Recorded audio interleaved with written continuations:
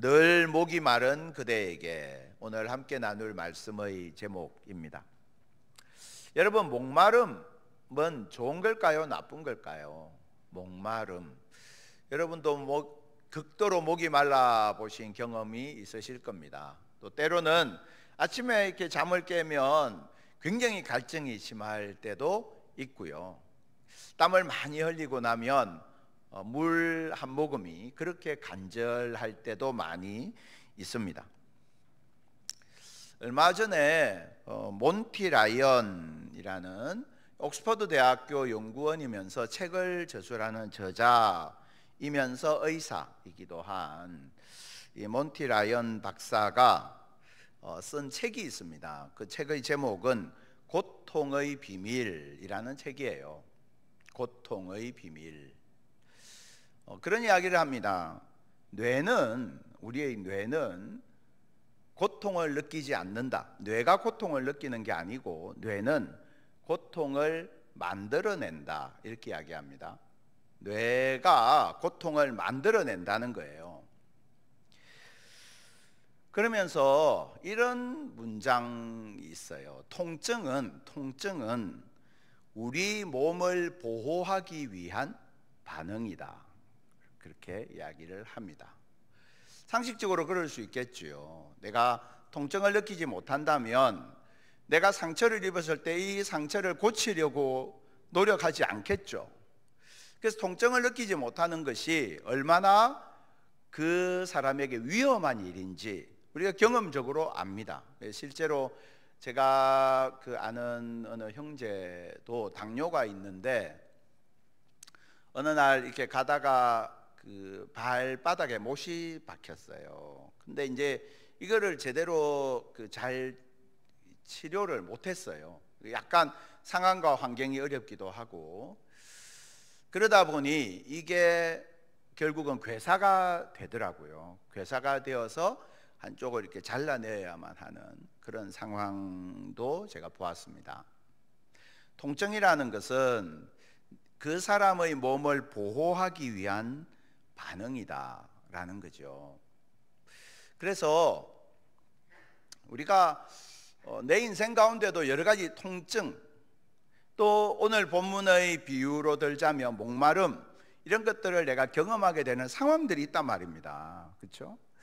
그런 목마름을 경험하게 되는 상황에서 우리는 대체로 어떤 식으로 반응하느냐 하면 이 목마름을 해결하면 되겠다라고 1차적으로 생각합니다. 목마름이 있으니까 이 목마름을 해결해야 되겠다.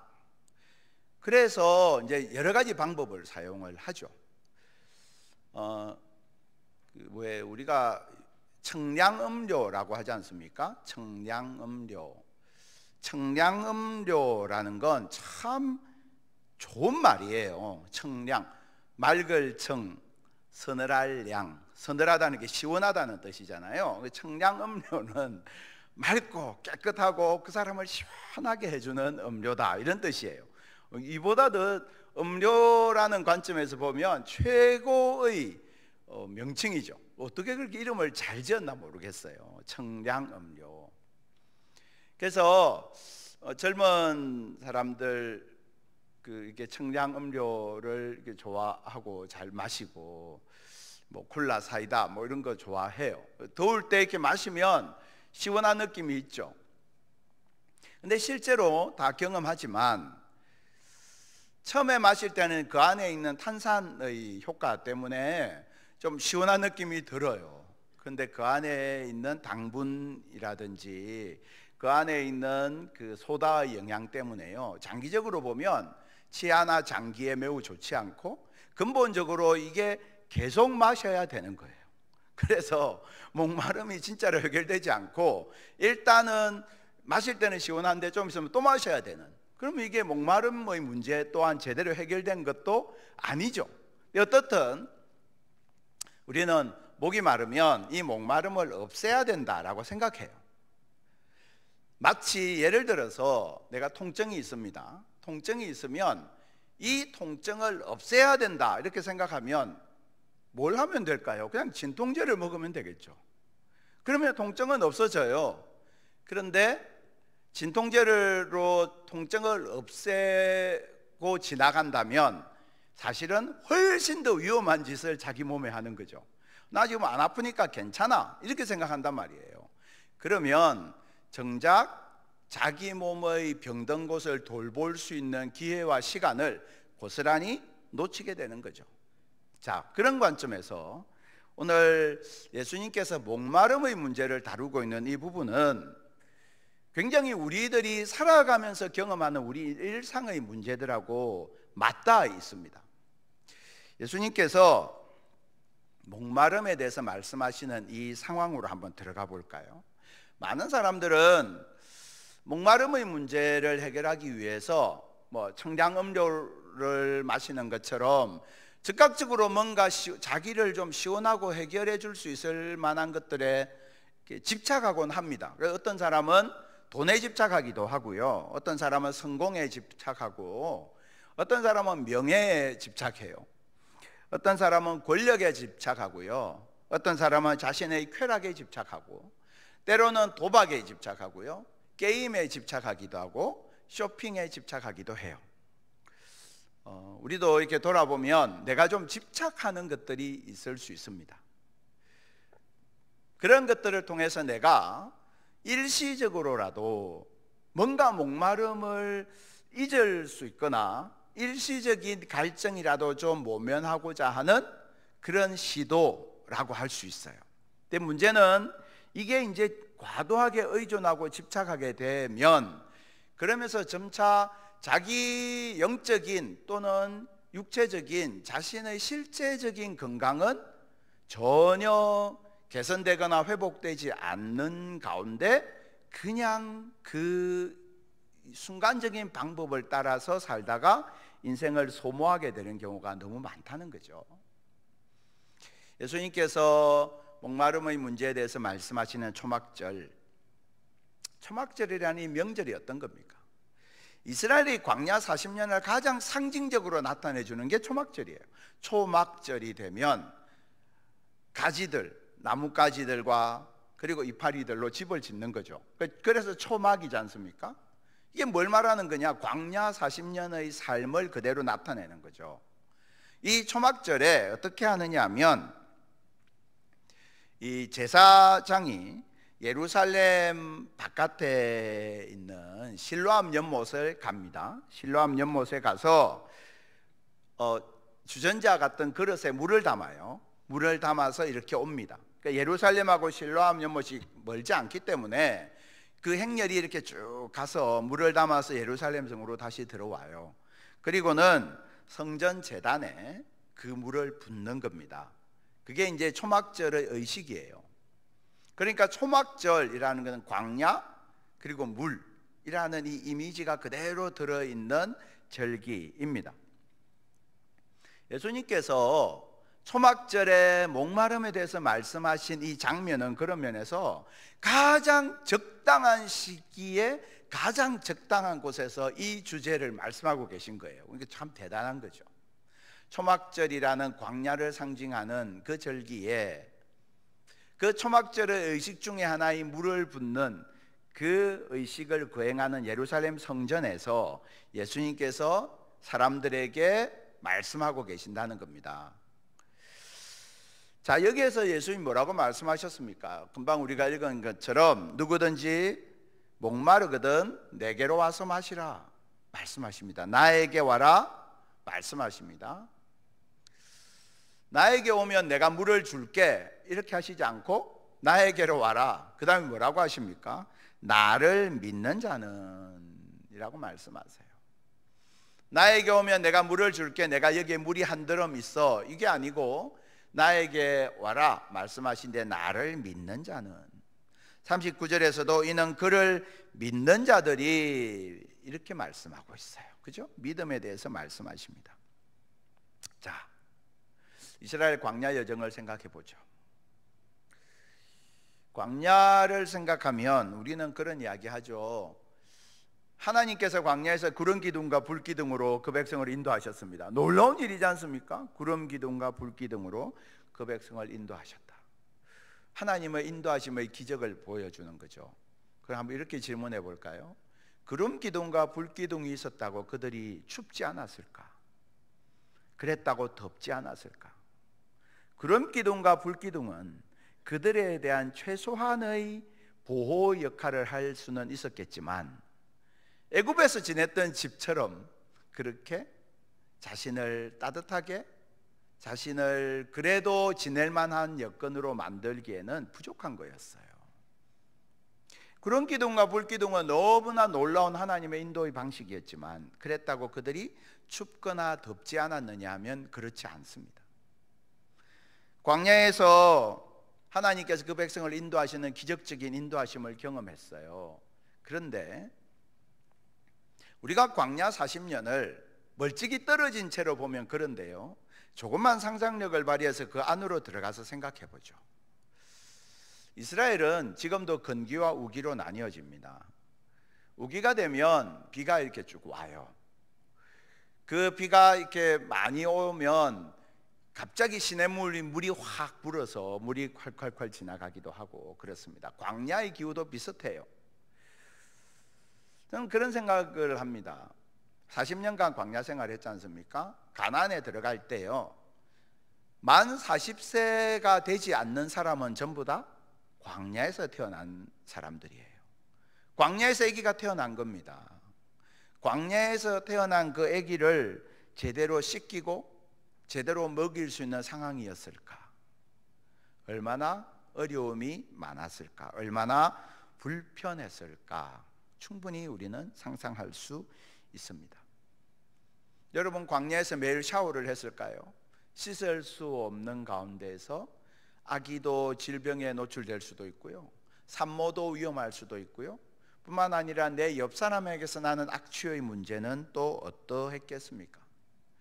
그 광야에서 전염병이라도 돌면 얼마나 위험한 상황이 되었을까 충분히 생각할 수 있습니다.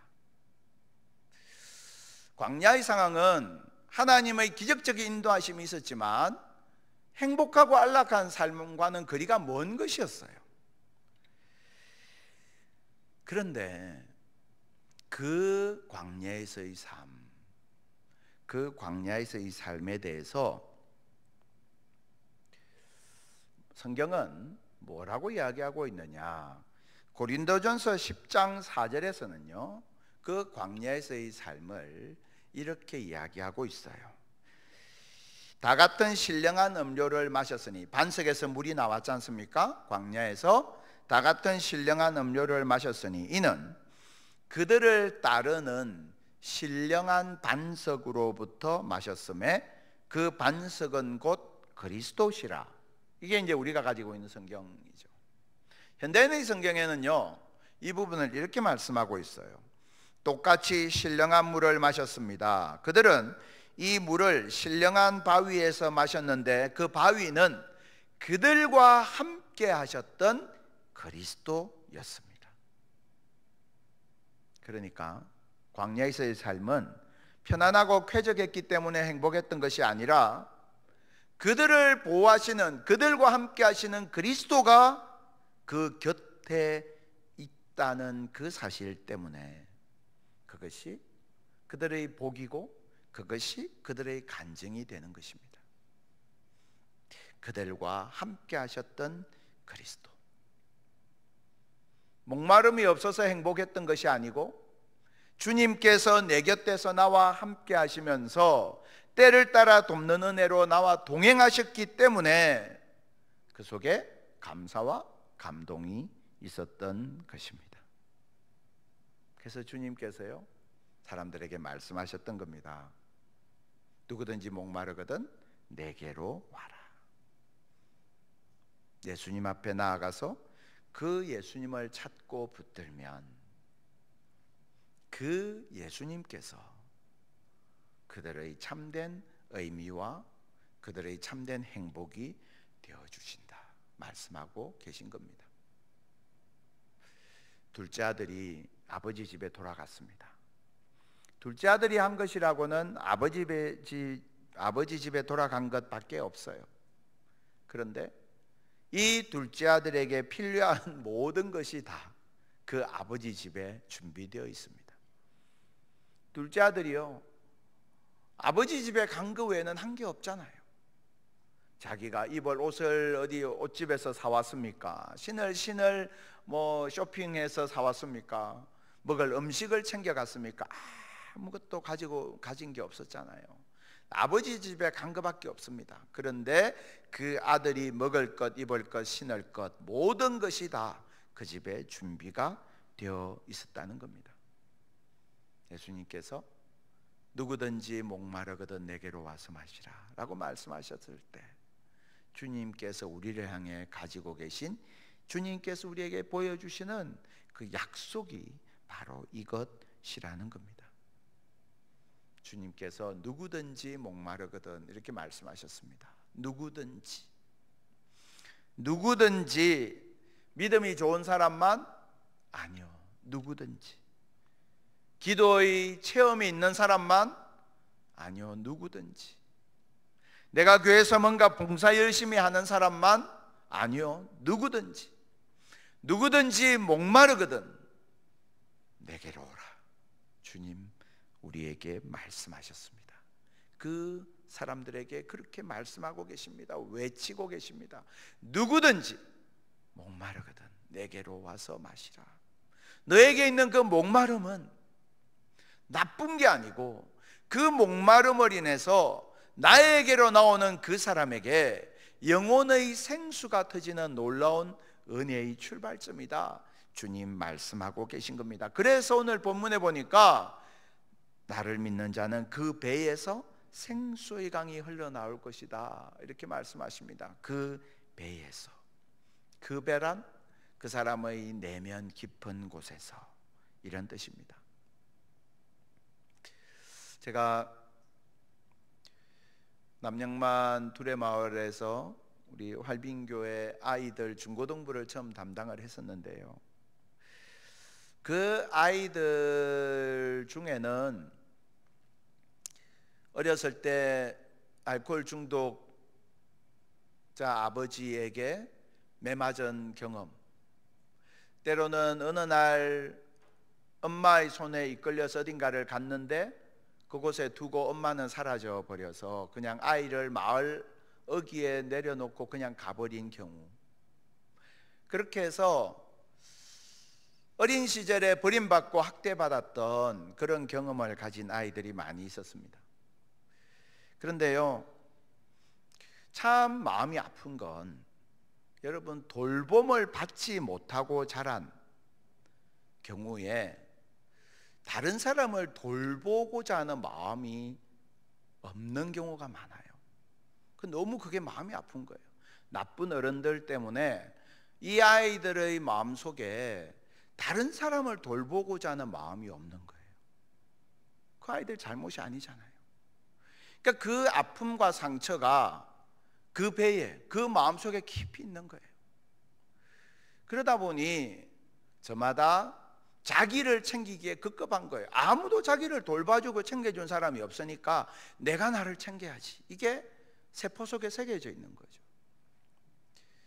그런 아픔과 상처, 이게요 아이들에게만 있습니까? 우리 어른들에게도 있어요. 여러분들에게도 있는 경우들이 많이 있습니다. 우리가 다 그런 자기 나름의 아픔과 상처가 있단 말입니다. 어떤 경우에는 멀쩡히 잘 살던 부부가 어느 날 이 아내가요 시어머니를 대하는 태도가 막 좀 뾰족해지더니 갑자기 이혼을 해버려요. 이야기를 들어보면 시집 올 때 시어머니가 너 혼수가 그게 뭐니? 라고 했던 말 한마디가요 마음속에 박혀서 이게 깨어진 유리조각이 박힌 것처럼 빠지지 않고 있는 거예요. 그래서 그것 때문에 결국에는 나중에 헤어져 버리는 그런 경우들도 있는 거죠. 그런데요, 우리 뱃속에 있는 그 오래된 슬픔과 아픔과 목마름의 문제, 고통과 상처의 문제들이 있는데요, 누가 이걸 치유할 수 있습니까? 내 안에 있는 이 박혀있는 유리조각 같은 이 고통과 상처의 파편을 누가 뽑아낼 수 있습니까? 예수님께서 말씀하시는 거예요. 누구든지 내게로 오면 그에게서, 그 배에서 생수의 강이 흘러나오게 될 것이다. 너희 상처를 뿜어내기에 급급했던 너희 그 고통의 자리에서 다른 사람을 살리고 다른 사람에게 힘을 주는 생수의 강이 흘러나오게 될 것이다. 그래서 우리가요, 정말 생명의 강물되어 이 땅을 치유한다라고 했을 때 내 안에 있는 나의 선한 것, 나의 정의로운 것, 나의 의로운 것으로 되는 게 아니고 성령 하나님께서 우리 안에 일하시고 역사하실 때요, 나의 어떻게 보면 상처로 말미암아 골마버린 내 마음이 치유가 되고 내 안에서 주님께서 허락하시는 놀라운 생수의 강물이 흘러나와 내 옆에 있는 사람을 살리고 이 땅을 살리는 하나님의 은총의 도구로 살아가게 될 줄 믿습니다. 그래서요, 그 아이들, 제가 섬겼던 그 아이들이요, 하나님 말씀으로 치유되고 은혜를 받으니까 그 중에서 내가 남을 돕는 사람이 되고 싶다고, 자기같이 어려운 상황을 경험했던 그런 사람들을 돕겠다고, 그래서 사회복지사가 막 나오는 거예요. 내가 받았던 그 상처 안에 갇혀있던 그 친구들이요, 하나님의 말씀이 임하고 은혜가 임하면 그걸 다 씻어내고 내가 다른 사람 위해서 살아야지, 다른 사람을 도와야지, 그런 마음을 갖게 되더라고요. 그거 하나님 하시는 일인 것이죠. 우리가 오늘 이 말씀을 보면서 예수님 앞에 내 목마름의 문제, 내가 지금 목마름을 느끼고 있는 건요, 좋은 거예요. 내가 지금 목마름을 느끼고 있는 건 나에게 소망이 있다는 뜻이에요. 여러분, 가장 무서운 건 내가 목마름을 못 느끼는 거예요. 목마름을 못 느낄 정도로 내 영혼이 병들어 있으면 그게 가장 위험한 거예요. 근데 내가 지금 목마름을 느끼고 있잖아요. 내가 지금 내 안에 고통이 있고 내 안에 아픔이 있고 상처가 있다면 그건 어떤 의미에서 좋은 거예요. 그거 가지고 이제 뭘 해야 됩니까? 내 반석 되신 주님, 나와 함께 하시는 반석 되신 그 주님 앞에 내가 나아갈 때 그 주님께서 내 속에서 생수의 강이 흘러나오도록, 내 안에서 온갖 악취와 또 고통이 가득했던, 분노가 슬픔이 가득했던 내 안에서 생수의 강이 흘러넘치도록 하나님께서 나를 만지시고 나를 붙들어 주시고 나를 고치시고 나를 통하여서 하나님께서 친히 일하시고 역사하실 줄 믿습니다.